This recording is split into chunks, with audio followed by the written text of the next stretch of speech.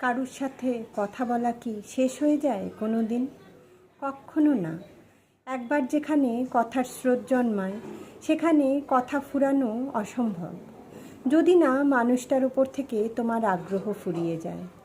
আসা যাওয়া, পথ চলতি বা হঠাৎ করে কোনো রুটের বাস কন্ডাক্টর নয় যে দুটো শব্দের লেনদেনে কথা মিটে গেল।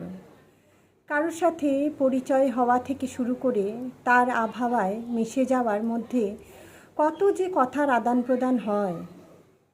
মানুষ তো ওইভাবেই নিজেকে উপর করে দিয়ে জোরে। তবে জুড়ে থাকার মাঝখানে কথা কমে আসা মানে ভয়ঙ্কর এক অস্বস্তি।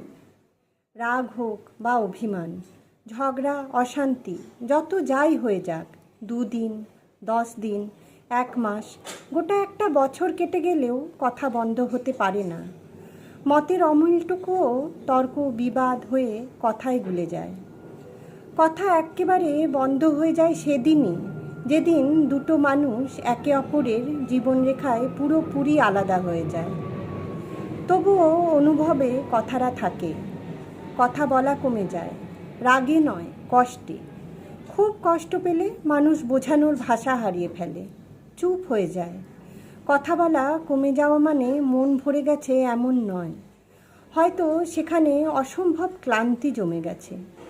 জানো তো, কাউকে ভালোবাসলে সেখানে কথা কমে গেছে মানে আগ্রহ কমেনি, বরং মনের অতলে অত্যধিক ব্যথা পুঁজের মতো জমেছে।